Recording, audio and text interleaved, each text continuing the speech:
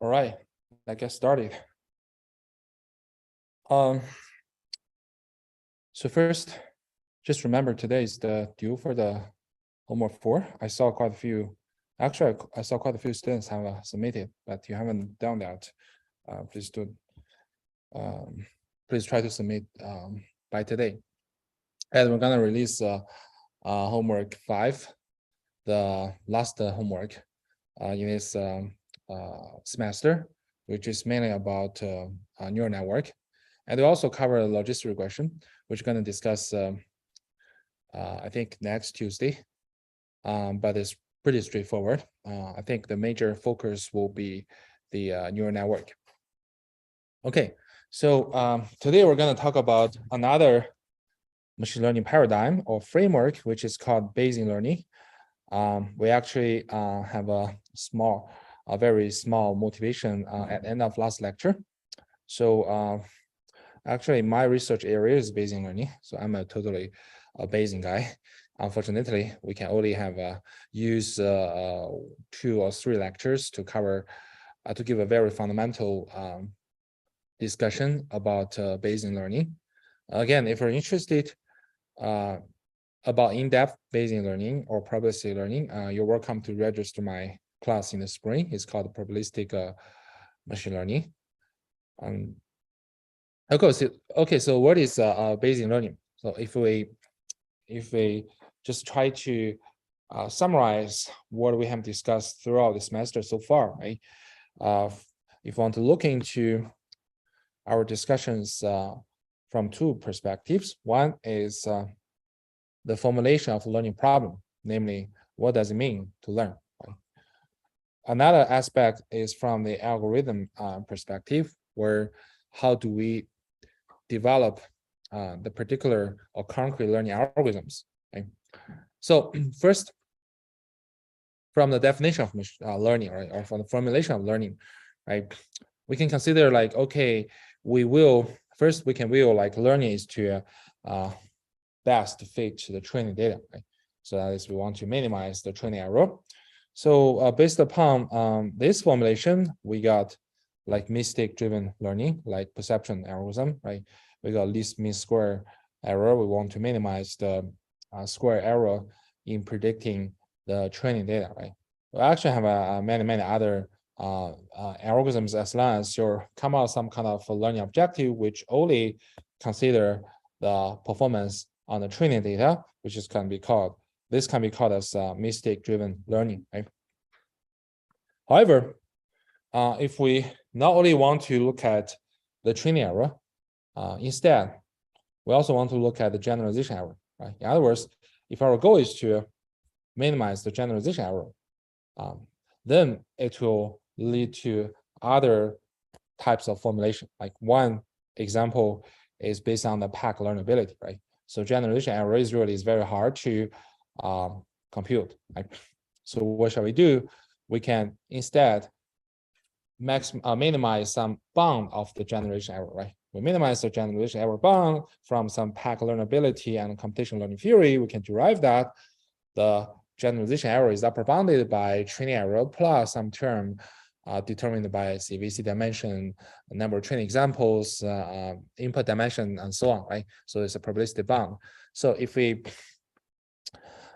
design algorithm, if we formulate our learning problems to minimize the generalization error bound, this is called regularized risk minimization, right? So a typical example is the support vector machines.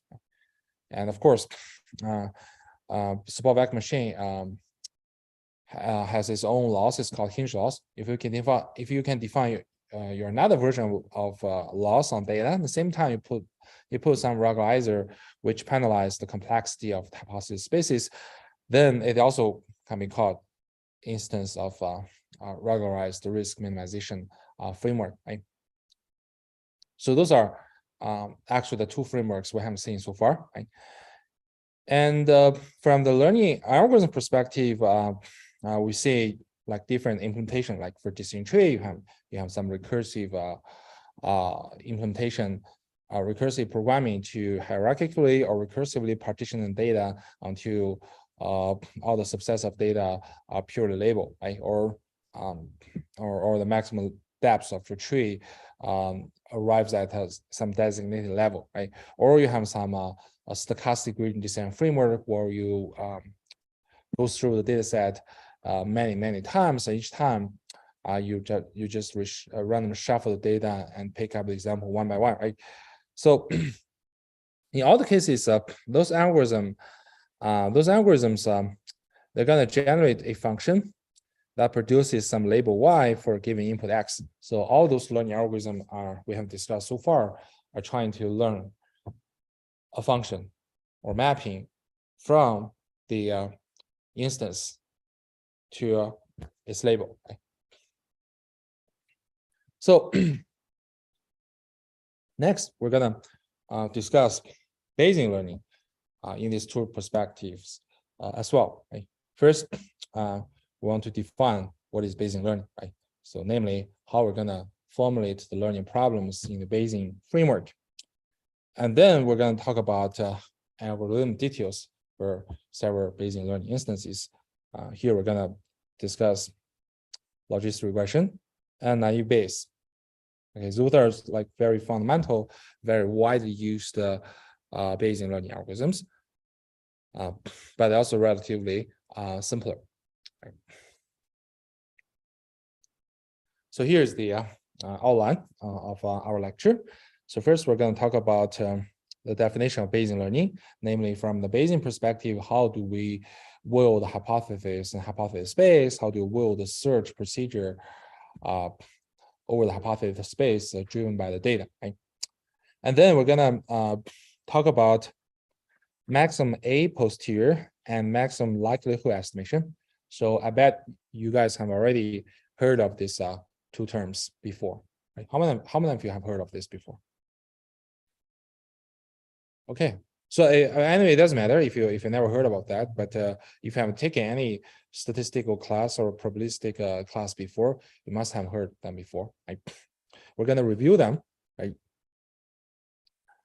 And then we're going to use two concrete examples to reinforce our discussion about the maximum likelihood estimation. You'll see that map estimation essentially just some kind of addition to this maximum likelihood estimation. Okay. Any questions so far? Okay. So let's first talk about the learning framework, right? What is the framework of Bayesian learning or probabilistic learning?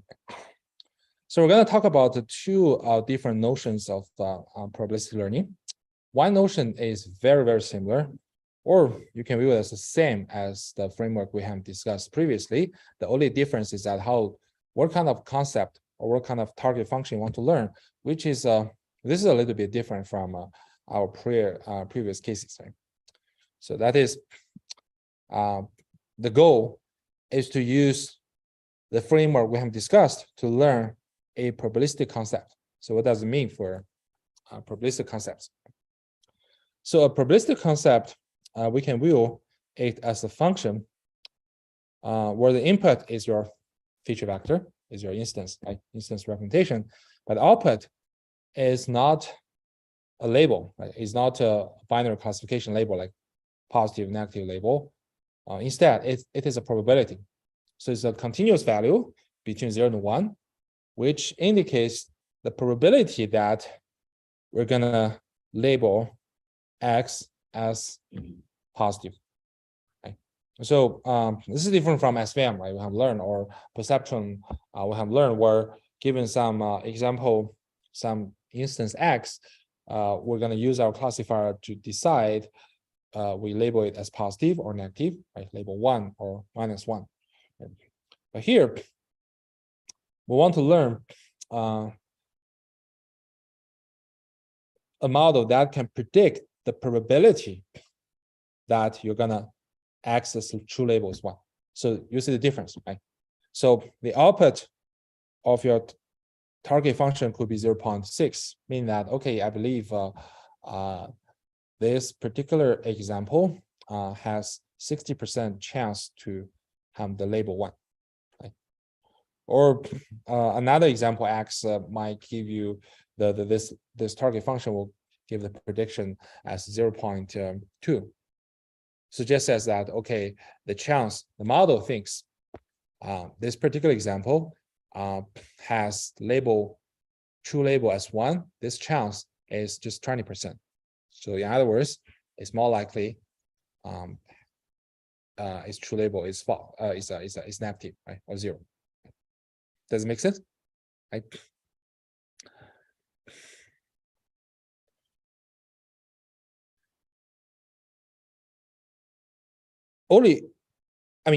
Except the definition of the concept itself, like the concept is probabilistic concept. All the other learning framework is the same as we discussed before. Right? We can use the mistake-driven learning approach, which we're gonna use this. We want to find out a hypothesis to best fit the trained data only, so mistake-driven. Or we can use some regularized risk minimization where you penalize the complexity of a hypothesis space. At the same time, you want to best fit the training data, right? So all the frameworks we have discussed that can be used to learn a probabilistic concept, right? So here, the only special point is that, okay, the definition of the concept or definition of the target function you want here, right? So this is the first notion of the probabilistic learning. That is, we use the same framework just to learn a function that predicts probabilities rather than the final label. Okay, the second one is actually different, right? So it's actually different from all the frameworks we have discussed before. So the second notion essentially uses a probabilistic criterion to select the hypothesis in the hypothesis spaces. In the hypothesis space. Remember, all the machine learning framework essentially tries to use data to search over the hypothesis space, right? We want to find the best hypothesis in the hypothesis space, right? So in our previous framework, we composite some kind of objective function, right? And then we minimize this objective function, and through the minimization, we search over the hypothesis space to find the best one, right? But here, Bayesian learning essentially uses some kind of probabilistic criterion in this searching procedure. In other words, the searching procedure can be explained as doing some probabilistic inference, which we're gonna discuss in a minute. But here, I want to emphasize that don't get confused, right? So the hypothesis itself could be some deterministic function, could be any hypothesis we used before, like just a binary classifier or regressor, whatever, right? It's not necessary to be a probabilistic hypothesis, meaning that its output must be between 0 and 1. It can be just 1 or -1, right? So the hypothesis can be deterministic. The hypothesis space can be the same as the previous hypothesis spaces we have used. The only difference, the major difference is how we're gonna select hypothesis from the hypothesis space, which will have some probabilistic interpretation. Does it make sense? Okay. So before we talk about the definition, right? We're gonna first review some basics about Bayesian, right? So the overall goal of Bayesian learning is also to find the best hypothesis from some hypothesis space H, right? Using observed data D. So this goal is nothing different from the goal in previous learning frameworks, right? But in Bayesian learning, the best is defined as the most probable hypothesis in a hypothesis space, right? Because it is probabilistic, right? And of course, in other learning framework, the best is defined as the hypothesis who minimizes the objective function, right? And here we got a more probabilistic interpretation of that. Okay, we define the best as most probable hypothesis, but you need to know what does it mean for probable, right? So we're gonna discuss about it later. So since we associate some probability over the hypothesis, right? That means over the hypothesis space, the hypothesis class H, right? We need to assume some probability distribution. So basically, we kind of like put a probability distribution over the hypothesis space, right? So, for example, this is your hypothesis space. Like each point corresponds to some represents some particular hypothesis, which can be some deterministic function, which can be some function maps the input to some probabilities, or just real values, or binary binary labels. It doesn't matter, right? But in the Bayesian learning framework, we're gonna assign some distribution over this hypothesis space. So that means that you have some probability to choose a particular hypothesis. Okay. And in addition to that, right, to fulfill the so-called most probable, right, we also need to know something about the relationship between the data observed and the hypothesis, right? Because we want to use data to guide our search of the most probable hypothesis, right? So of course we need to make some connection, right? Otherwise, how do we use data to help us to search over the hypothesis space? Right? So that means we need to define some modeling, some probabilistic modeling, which links the observed data and hypothesis, which we'll going to discuss later. Is actually called likelihood. So, what's the benefit of Bayesian methods? Right? So, first of all, it provides some interpretable learning algorithm. Right? So previously, when we talk about learning, essentially we're going to composite some objective function, which might be some training loss plus some regularization term, right? And then the procedure is just to minimize the whole objective function, right? But right now, using Bayesian learning framework, you have to put more modeling components in the hypothesis space. Right? You're gonna assume some distribution over the hypothesis space. That means your kind of like assumption kind of introduce some additional explanation, right? Interpretation. Like I assume the distribution of hypothesis in space is uniform. Well, basically you're assuming, okay, you don't have any prior preference over any hypothesis, right? If you assume it is a Gaussian distribution, then you're gonna introduce some kind of prior beliefs, where you believe some family of the hypotheses which are centered around the mean is much more likely to be the true hypothesis, right? So actually, those prior distribution reflects your beliefs or your knowledge about those hypotheses, right? Which meanwhile it brings additional interpretability. Right? And similarly, we'll build up the link between the hypothesis and the data, which is usually through another probabilistic modeling. We're going to discuss about this likelihood, right? You must explain why this is a valid likelihood, why this is reasonable, right? When you introduce some rationale into a modeling, you kind of add the interpretation. Okay. So the second advantage is that it provides a way to combine our prior knowledge with observed data to find the best hypothesis. As we just mentioned, right? You assume some prior distribution over the hypothesis, which reflects your prior beliefs or prior preferences over the hypothesis, right? This is where you inject your knowledge, right?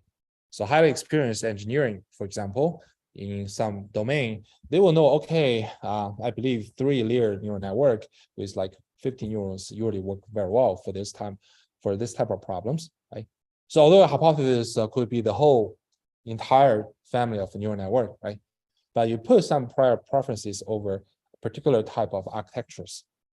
You can use this framework and to inject your prior beliefs into the model, the learning problem. Right? That of course will enhance your learning procedure. Okay? That is the guide the model towards something we know, right? And the third one is to provide tools for learning and analyze learning, right? So because we're using probabilistic framework, so naturally this framework allows you to compute the posterior distribution, right? Conditional data, what is the distribution that your true hypothesis is, right? So this distribution contains not only which particular hypothesis is most likely to be the ground truth, but also at some distribution. It reflects some uncertainty, right? So this uncertainty information actually is very important in practice. Right? And Bayesian framework gives Bayesian learning gives the framework to integrate uncertainty of the learning results. So these are the major advantages from the high level, right? But of course, just talking about high level won't give you a sense like how those advantages are specifically reflected in detailed applications. But we're gonna, as we talk about concrete algorithms, you're gonna have a more concrete sense about those advantages. Okay, but let's first review some basic concepts in Bayesian theory. Right? The first one is called Bayes rule. Right? How many of you have heard of Bayes rule? So this one looks familiar, right? Okay. Sometimes it's called the inversion rule, but it doesn't matter, right? So the formula is as follows, right? Suppose you got two random variables, x and y. Right? Bayes rule tells us that the conditional probability or conditional distribution of random variable y given x, right, is computed as follows. So we first get the prior of the marginal distribution of y, then multiply the conditional distribution of x given y. Then we divide this product by the marginal distribution of x. Right? Then we can get the probability of y given x. So you can see that why it's called inversion rule, because in the right hand side it is x given y, right? And the left hand side is y given x. So sometimes y is called the inversion rule, right? So this is actually have a more detailed meaning, right? So it basically says if you want to evaluate the probability density or probability value, it depends on the type of random variable y, right? If it is a continuous value, then this is talk about probability density. If it is discrete value, this is just the probability, right? So the probability density or probability itself of y given some specific value, small y, given the fact that you know the random variable is observed as the value x. So this probability or probability density is computed as follows, right? We first compute the marginal probability that the random variable y takes this value y, small y, then multiply the conditional probability that the random variable x takes the value small x, given that the random variable y takes small y, right? And then divide this product by the marginal probability the random variable big X takes the value x. Does it make sense? Right? This actually tells you how do you use Bayes rule to do some calculation. Right? Everyone is comfortable with this, right? Okay. So now let us look at what does this Bayes rule reflect. What kind of structure, what kind of insight, what kind of insight this Bayes rule tells us, right? So first,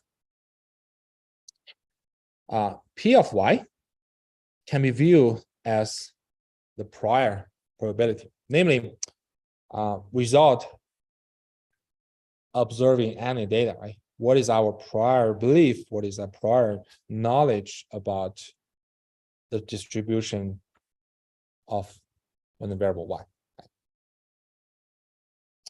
Then let us look at the second term, right? P of x given y. Right?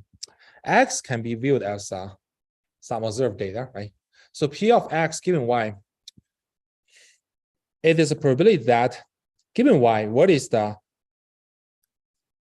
probability of X. So this is also called likelihood. So that's given some specific value of Y, right?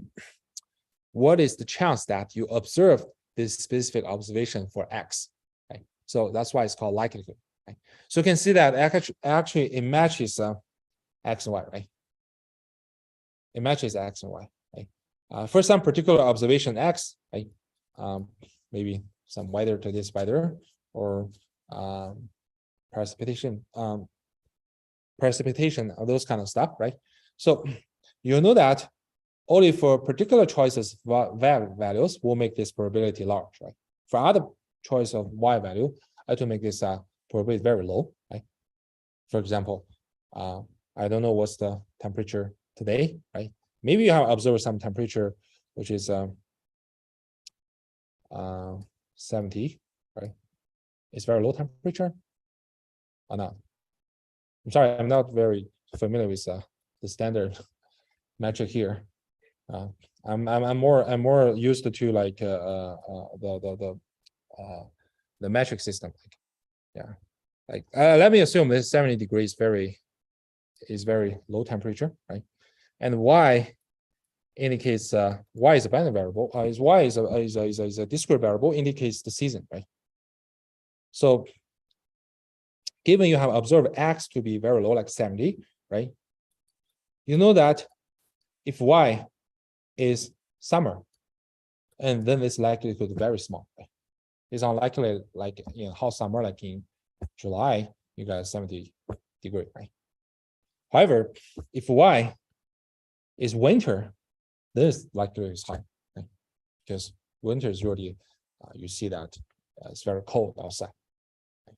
So actually this likelihood matches the value of Y and also observation. It's a probabilistic link, right?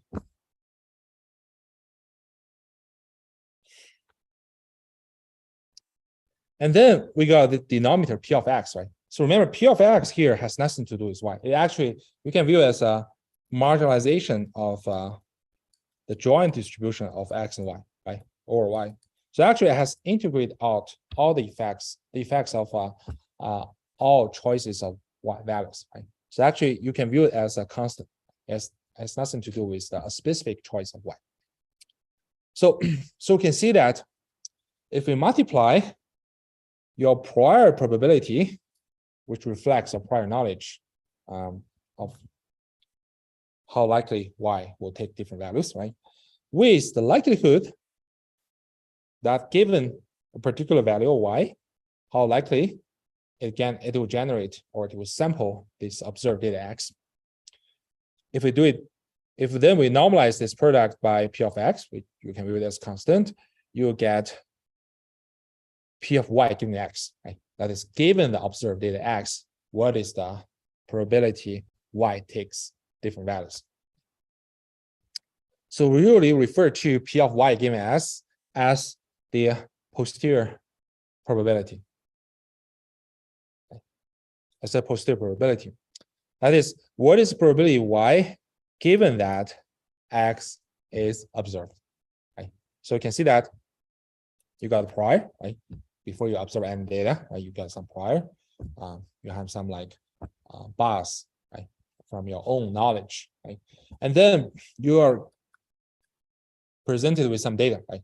You have some own device to look at temperature, look at precipitation, look at raining, you can look at the overview outside, right? And then you got some data, then you can calculate likelihood, right? You calculate, okay, different values Y will lead to different likelihood. And if you combine them together, and here, we just multiply them together, right? Then after proper normalization, right, denominator, we get a posterior probability over Y given you have X, you have observed X.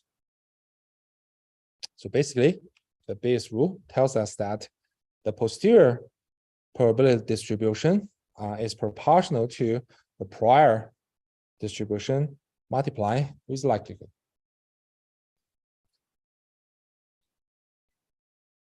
Any questions so far? Right, hopefully, those discussion can kind of like help you or reinforce your idea of insights inside this Bayes rule. Any question? Okay. And also, we want to refresh our mind some basic conclusions of doing probabilistic calculation, right? Product rule. If you want to suppose A and B are events, right? A intersection with B, meaning that events A and B both happen, right? So this probability, this joint probability, is equal to the marginal probability of B times the conditional probability that A happens given B happens, or the marginal probability that A happens multiplying with the conditional probability that B happens given A happens. And if you're doing A union B, it does not mean A and B both happen. It means A happens or B happens. Okay? So this calculation amounts to summing up the marginal probability that A happens, the marginal probability that B happens, and subtracted by A and B both happens. Right? This can be very intuitively explained by this Venn diagram, right? So you have events A, you got events B, right? So if you want to look at the probability that A happens or B happens, is actually it is area over the union of A and B, right? So of course it is area of A, which is P of A, area plus area of B, which is P of B, subtracted by the overlapping part, right? If two events are independent, then that means their joint probability is equal to the product of their marginal probabilities, right? Or equivalently, the conditional probability is reduced to the marginal probability, right? And also there's a more general theorem, it's called theorem total probability. So if you have a set of events A1 to AN, and they are mutually exclusive, I mean, meaning that for every pair of AI and AJ, I is not J, then their intersection is empty. And also their summation, the probability of each individual events, their summation is 1, right? Then for any other event B, the marginal probability of B is equal to the summation from 1 to n, where each summand is the P of even AI happens multiplying with the probability of B happens, conditional on that AI happens, right? So it's pretty easy to show this theorem. So I'll leave it as an exercise for you guys to practice. Right? So now, with those in our mind, right? Let us look at what's the detailed definition of a Bayesian learning framework, right? Again, the goal is still to use a given data set D to find the best hypothesis in the hypothesis space, right? As we mentioned, suppose this is a hypothesis space, and you have a lot of points where each point corresponds to a particular hypothesis, right? We want to use our data D to find out or to locate one hypothesis in the space which is viewed as best.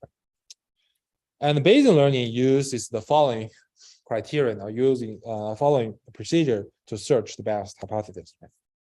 So we're going to construct or seek for some posterior probability, P of H given D, which is the conditional probability that the true hypothesis or the target concept is H, given that you observe the data D.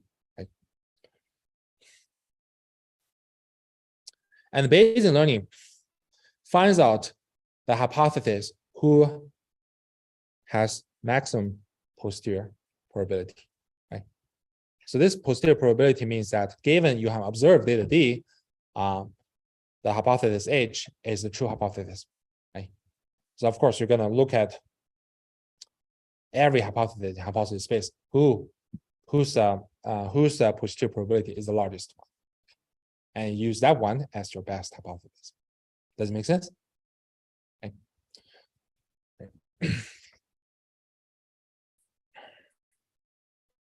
So P of H given D, right? So what's the probability that H is the true hypothesis given that D is observed, right? So here, to be reversed, right? Here, H and D are just a simplified notation that for two events, right? D represents the event that we observed the particular data set D. And H represents the event that this particular hypothesis H is the true hypothesis or true or the target concept, right?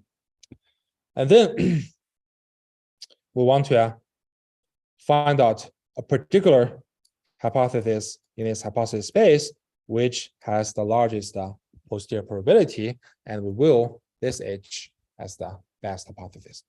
Okay. Does it make sense?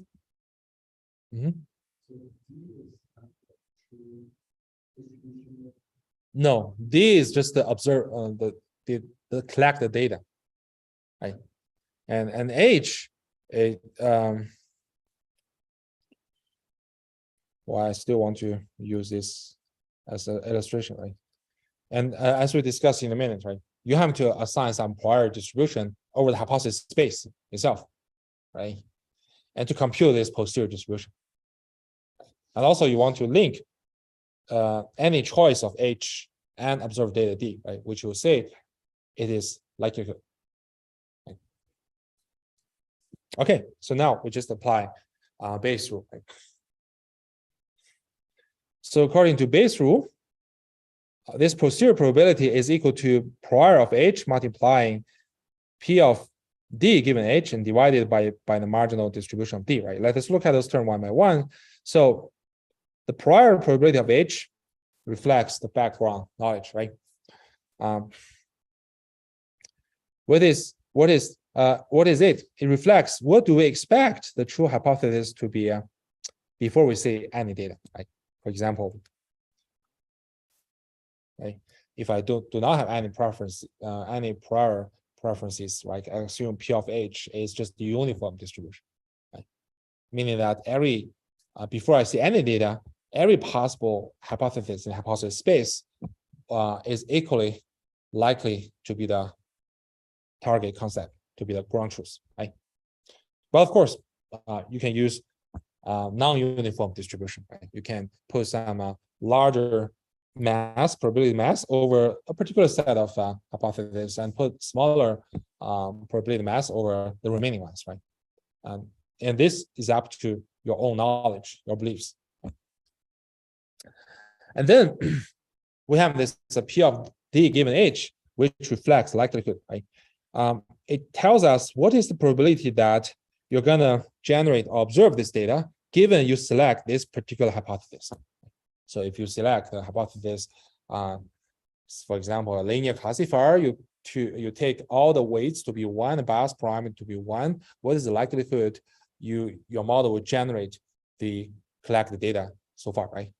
And then what is the likelihood, for example, another setting of the weights and bias parameter, you're going to generate the same data set. We can compare their likelihood, right? So of course, some hypothesis which matches the data better will have a higher likelihood. Okay? It's going to combine with your prior preferences and then give you some posterior distribution about the hypothesis. Okay. And finally, if you look at the denominator, which is the overall, the marginal probability that data D is observed. Right? So again, because P of D has integrated all the possible choices of H, it can be viewed as constant to any specific choice of H. It has nothing to do with H. It's just a normalization constant. Okay, so this is a Bayesian learning framework. Any questions so far? Everyone's comfortable, right? Okay, next we're gonna, because we want to practice this searching procedure in the probabilistic framework, right? We want to first review these important concepts: maximum a posterior estimation and maximum likelihood estimation, because basically your searching is based upon these two principles. Right? So, as we mentioned, right? If we have define a prior distribution over hypothesis space, you collect some data, right? And then Bayesian learning amounts to find a particular hypothesis which has the maximum posterior probability. Right? So this particular hypothesis who has the maximum posterior probability is called map estimation. Right? It's called maximum A posterior hypothesis. Right? But I don't know why it is not called maximum the posterior hypothesis. To me, this is more like reasonable from when I learned the English grammar. It should be the hypothesis, right?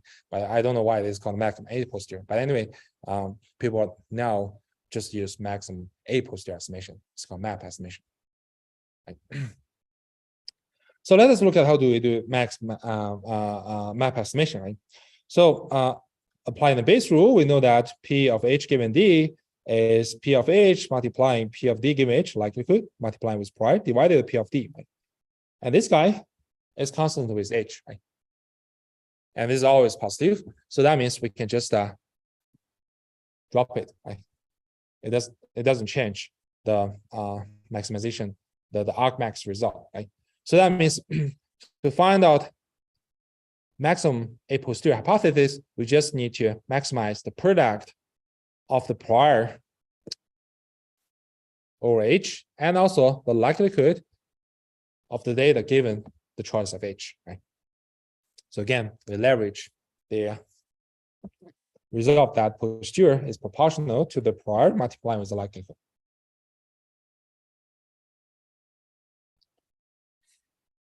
So this is called maximum A posterior estimation. So any question? So now let us try to simplify this problem, right? If we do not have any prior knowledge, right? Or we believe the prior is uniform, namely every hypothesis has the equal chance to be the ground truth if I do not observe any data, right? That means we assume prior is uniform, so this prior is proportional to some constant, right? To some constant. Then, if you conduct maximum A posterior, you multiply the likelihood with some constant, you're essentially maximizing the likelihood itself. Right? So this is called maximum likelihood estimation. So namely, I just maximize the likelihood of data given the hypothesis, right? I just look at every possible choice of hypothesis and calculate the likelihood and pick up the one who has the largest likelihood. And this is called maximum likelihood estimation. So you can see that the maximum likelihood estimation is a special case of the maximum A posterior estimation, where we put a uniform distribution over the hypothesis space, right? Prior distribution. Or you can view like, okay, they don't care the prior distribution over the hypothesis space. They only look at how the hypothesis fits the data. Okay. This is called maximum likelihood estimation.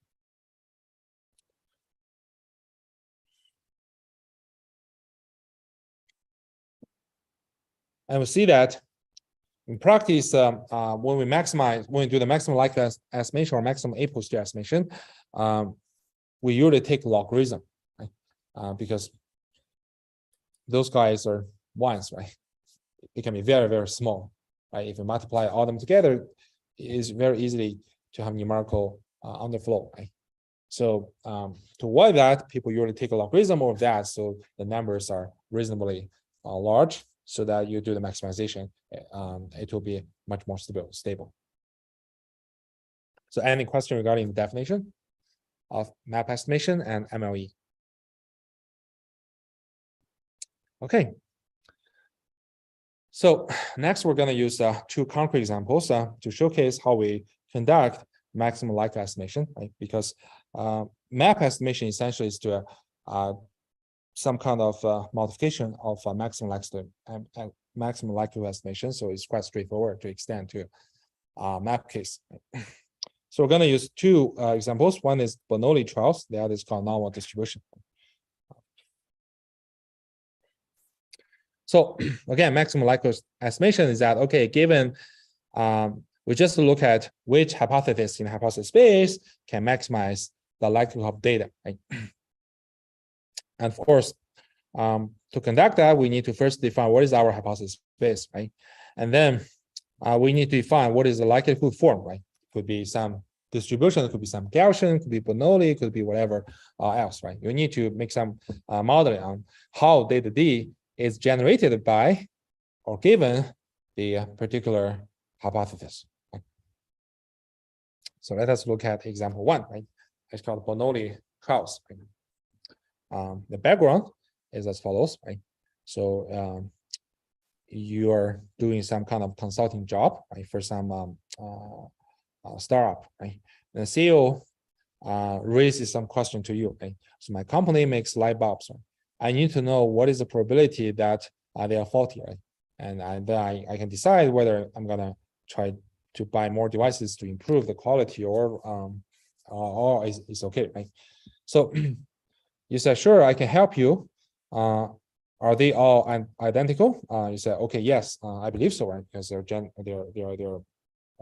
they're produced by the same manufacturing line, right? And you say, okay, excellent, I know how to help. We need to do some experiment. What kind of experiment you're doing?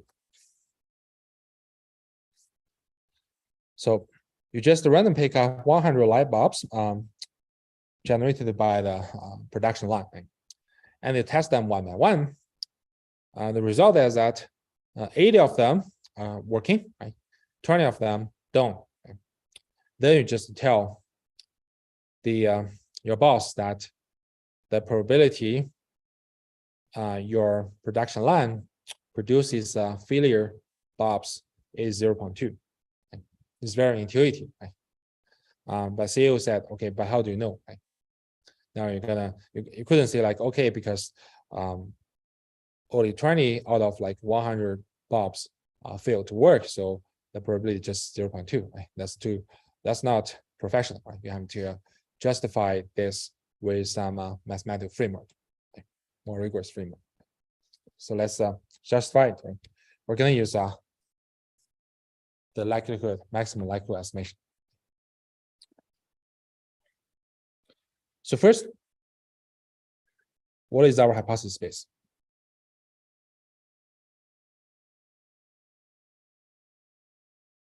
So what is our hypothesis?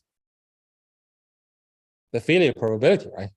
So each failure probability represents kind of hypothesis, right? So you can view like at every point, your hypothesis corresponds to a failure probability. It could be 0.1, 0.2, 0.8, 0.9, whatever. There are infinite many failure probabilities, right? So given the failure probability P, you got a successful probability 1 minus P, right?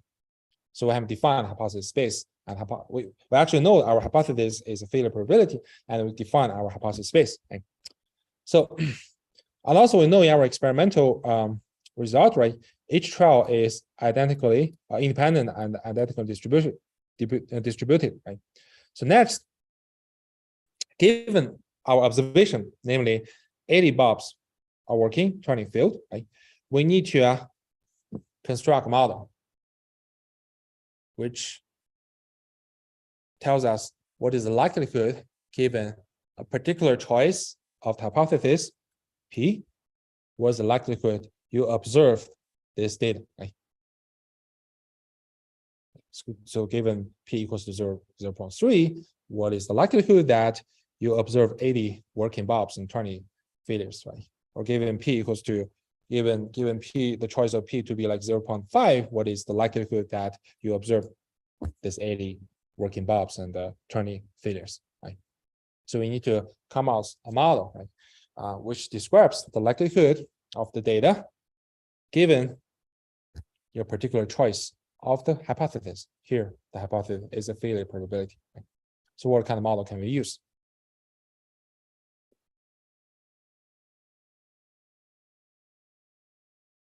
We have learned that in our statistics class, it's called multinomial multinomial trials, right? So you're doing some Bernoulli experiments, you are doing n times what is likelihood, you got like k k outcomes, right? K positive outcomes. Right? So there's some formula here, right? You can imagine that you are doing 100 trials, right? So you know that 80 working, 20 don't, right? That means you're gonna select from this 100 trials 80 successful cases. So there's a combination number, right? This is a combination number, it's a huge number. Right? But for each particular selection, like for example, the first 80 are successful case and the remaining 20 fail, right? This particular case, the probability is just p to the power of 80 and 1 minus p to the power of 20, right?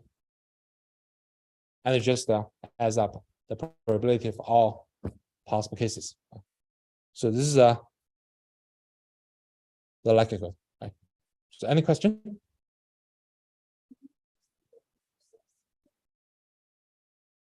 Feeling. Yeah, because sorry. P is success. Here's is wrong. Yeah, you're right. Yeah, feeling. Yeah. I'll fix this type here. P is feeling. P is success, right? But other than that, any other question? Okay. This is just a multinomial model.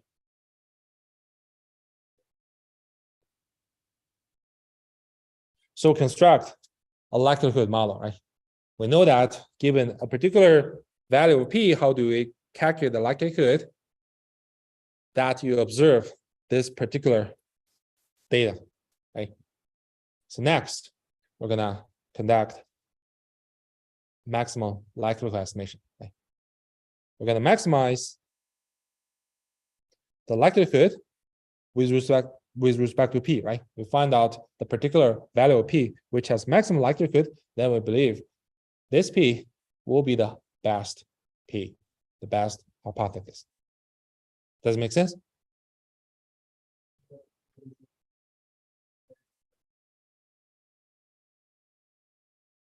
Yes. Here, data is fixed. You have already done some experiments. You can collect the data. Data is fixed, right? You don't know p.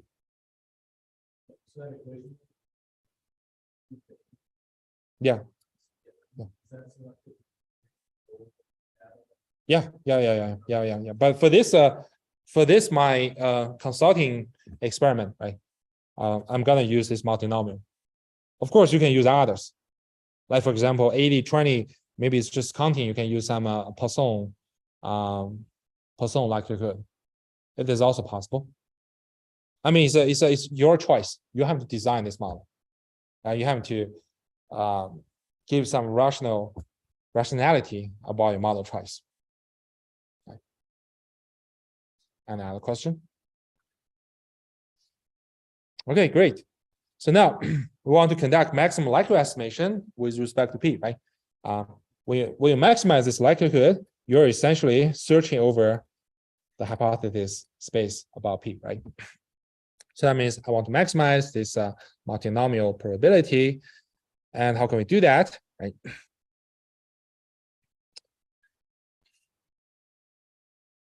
Suppose we're dealing with a general problem, like you got A Bob's working and B does not work, right? So want to, oops.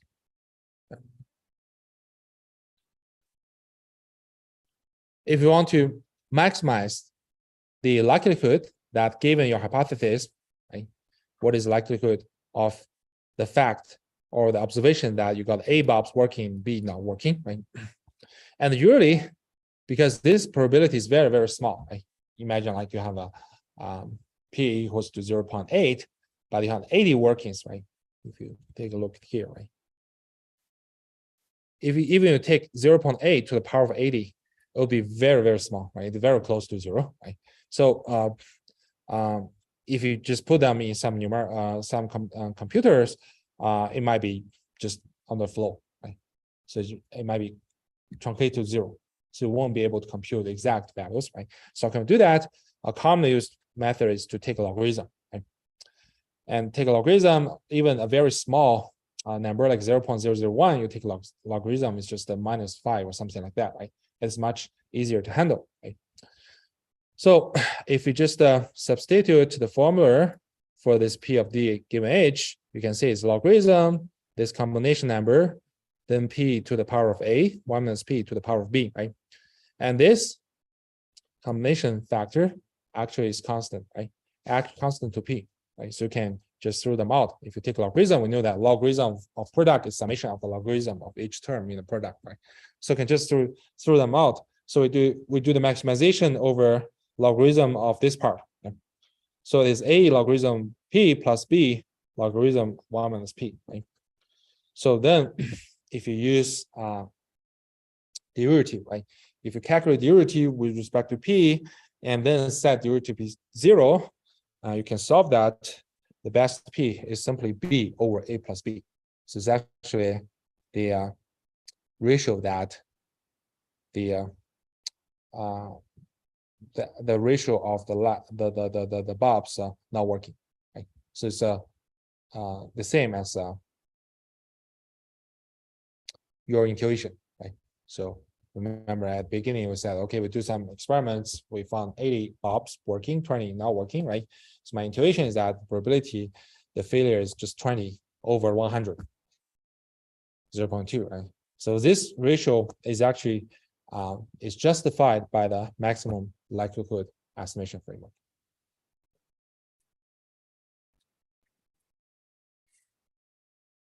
So again, going back to a question you just mentioned, right? So we use model as Bernoulli model and multinomial distribution, but this is just my choice, right? You can design other models. You feel like this model is too simple, right? Let me consider other more complex models, right? I can use additional models. It's really up to you. So any questions so far?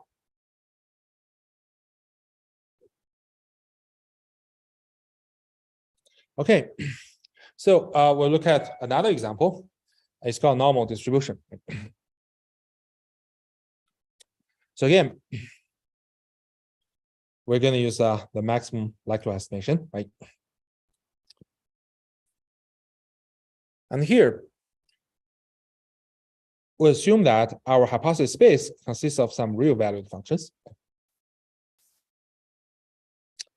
The input to this function, to every function, is a vector x of d-dimensional. You can view like the d-dimensional feature vector, right? And output is some real number y, right? So you can view like this is kind of regression problem, right? You want to find out a hypothesis given the input feature vector. You predict or regress a real value number, right?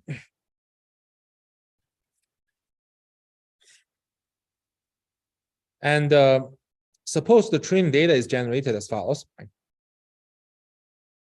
An input xi, like arbitrary xi, right, is drawn randomly from some underlying data distribution, right, or uniform at random, whatever, right?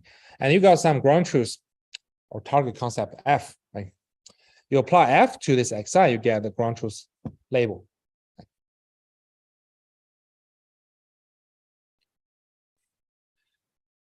And this value is further corrupted by some noise. Right? And then you have some observation. So this is a reasonable assumption as well. Like your experiment in your lab, right? When you use some device to read out something, so you cannot say, okay, what my observation is the exact value. There are always some noises either inside the device or some random noise from the observer. It's possible. So it's always some like a observation noise, right? So after considering the effect of the observation noise, you got observation is some kind of corrupted result, right? And how do we model this noise? Right? We assume those noise are drawn independently according to some unknown Gaussian distribution, but with zero mean. That means it is kind of unbiased, right? It could be positive, it could be negative, but on average, it's simply zero. So this is a very, very commonly used assumption about noises, right? But you can challenge that. Okay, this is not good for my particular experiment or my own application, I'm going to introduce other noise model. It's totally fine. Right? But here I'm going to only I'm only going to introduce the most commonly used one. Right? So then we can see that the actual observation for xi is the ground truth corrupted by some zero mean Gaussian random noise. And in this way, we have collected M training examples, xi's, yi's, right?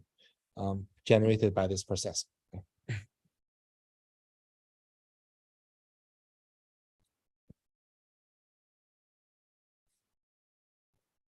So now, suppose like we define our own hypothesis space, right?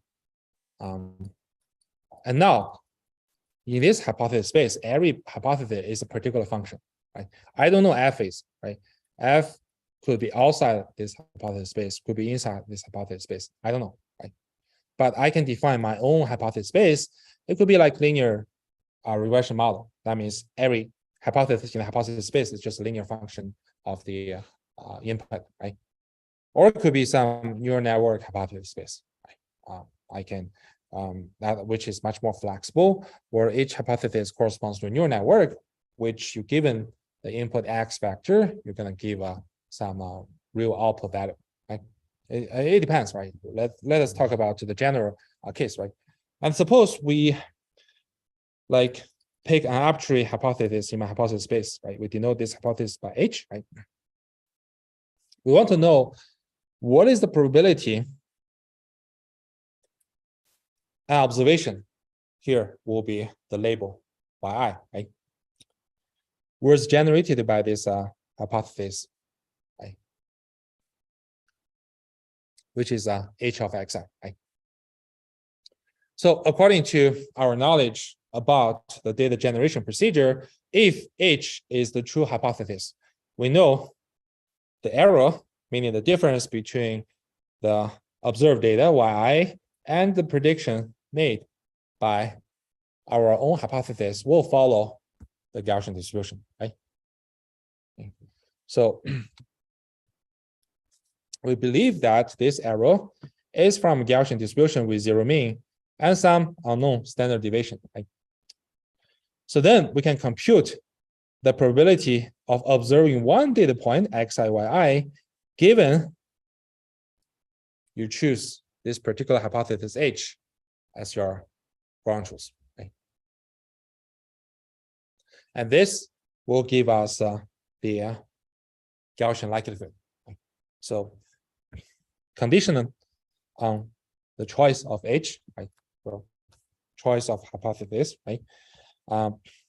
The likelihood you observe that the label is yi is a Gaussian distribution with mean as the prediction made by a hypothesis, right? And variance is actually unknown, right? This is just the likelihood. And this modeling, this Gaussian modeling, comes from our knowledge about the data generation procedure, right? So we just mentioned that we know that, okay, once your ground truth label is obtained by applying the ground truth target function f, right? You corrupt this value with some zero mean Gaussian random noise. You get observation. So based upon that, you construct your likelihood model, right? If your ground truth A is h, right? And then you know that the difference between the observation yi and h will be a zero mean Gaussian distribution, right? So that's where you get this, right? Does it make sense? And now, because each example is generated independently by this process, right? So if we want to compute the full likelihood of the data D, given that you choose a particular hypothesis, your hypothesis space, right? Given that you assume that this is your target function, right? The likelihood will be a product of the likelihood for every training example. Right?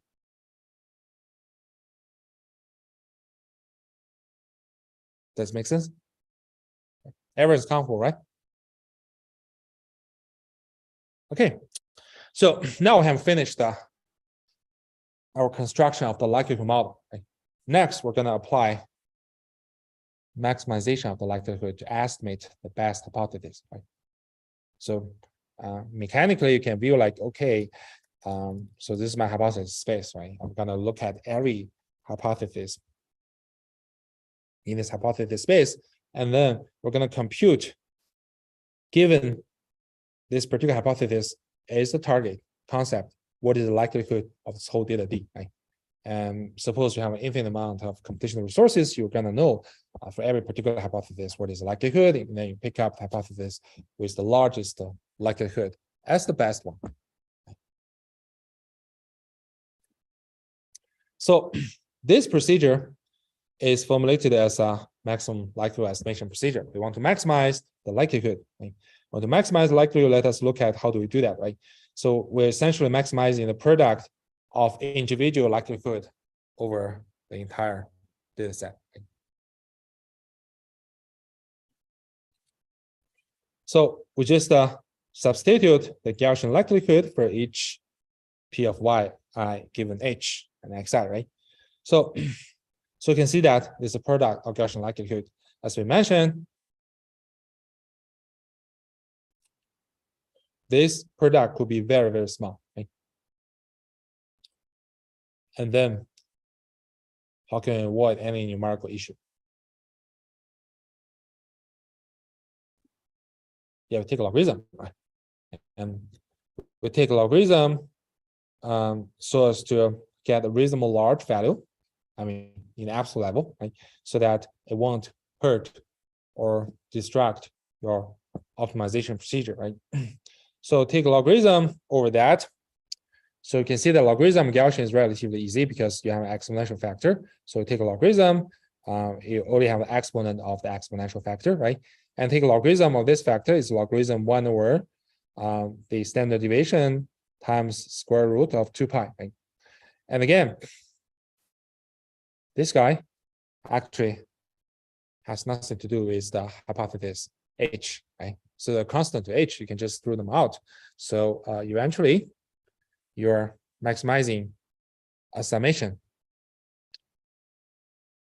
over all the training sample, where each summand is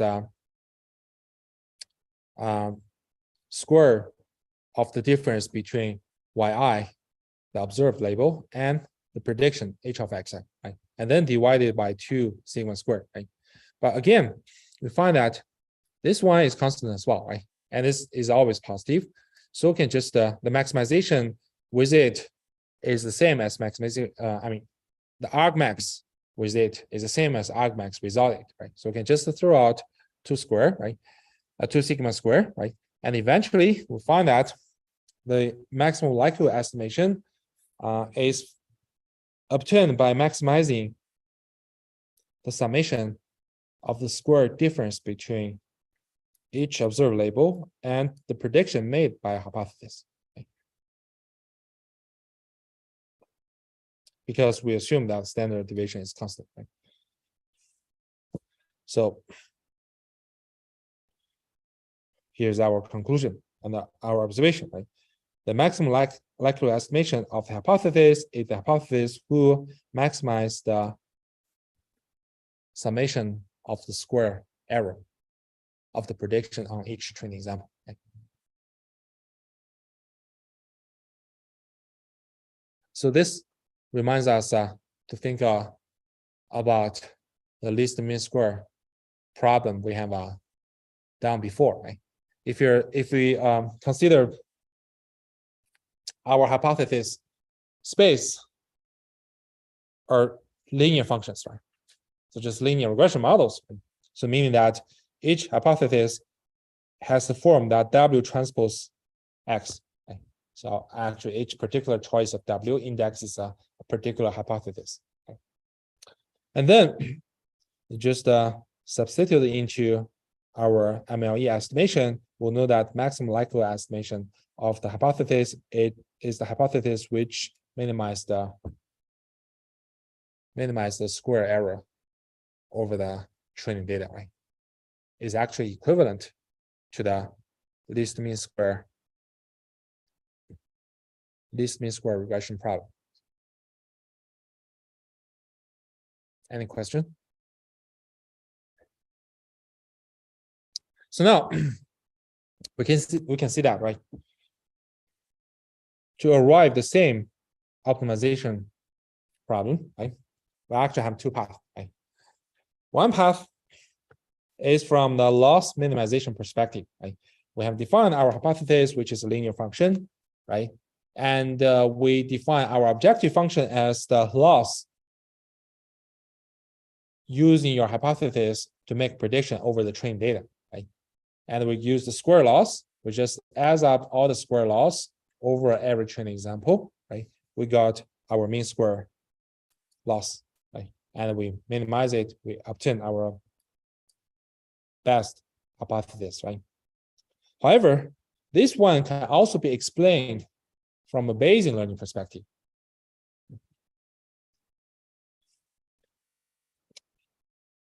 Where we assume the errors are some kind of normally distributed with zero mean and some unknown fixed variance, right? And then we construct a Gaussian likelihood, giving a hypothesis how likely your data is generated, right? And then we do maximum likelihood estimation over the hypothesis. You'll find that we can reduce this problem to the same mean square, least mean square optimization problem. Okay. So this is a very interesting observation. Actually, this is not the only observation that's showing the strong connection between non-Bayesian learning and Bayesian learning. So actually, there are many such kind of coincidences in Bayesian learning. You find a lot of cases like, okay, in Bayesian learning, if you do maximum a posterior estimation or maximum likelihood estimation, the final objective, like, of course, you need to do a bunch of simplification steps, actually is equal or equivalent to some other non-Bayesian learning training objective function. This is very interesting. But what is the difference, right? What is the difference? We'll do the point estimation, meaning that you only want to find out the particular hypothesis, right, which maximize the posterior probability or just maximum likelihood, you'll find such kind of coincidences. But if you're doing pure Bayesian learning, meaning that I'm not only find out the best hypothesis, I want to find out the distribution of the hypothesis given the data. So now it's not only about one best point. It's actually about a distribution over all the points in the hypothesis space. And then things becomes different, because this is not provided by other non-Bayesian framework. This is why I feel like Bayesian learning is fascinating, right? On one hand, it strongly connects to other non-Bayesian learning framework, because if you're doing map estimation or MLE estimation, it often happens to be equal or equivalent to other known learning framework. But if you want to have a higher standard, right, you want to compute the posterior distribution, this is something unique. But we'll not talk about how to compute that, right? How to compute the posterior distribution given the data, which is really very complicated, and you have to involve a lot of approximation techniques. Right?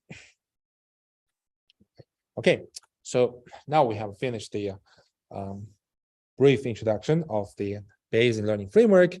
So first word is Bayesian learning. We got two notions. One notion is just to learn a probabilistic concept, but the searching procedure over the hypothesis space is the same as the previous framework we discussed, right? The second one is more interesting. We want to use a probabilistic criterion to select the best hypothesis. That means you have to assign some prior distribution over the hypothesis space. You have to define your likelihood model, which measures how your particular choice of hypothesis matches the observed data, right? And then you use Bayes' rule to guide your search, right? You can either use maximum a posterior estimation or use maximum likelihood estimation. Right? And secondly, we show some particular examples of maximum likelihood estimations just to reinforce our understanding of two concepts, but you have done that before. You have seen those terms in your previous classes. Those examples are quite standard, right? Maybe even a little bit boring, but it's still a good examples for you to review those concepts, right? Okay, so let's stop here today. So in the next lecture, we're going to talk about logistic regression, the first instance of Bayesian learning model.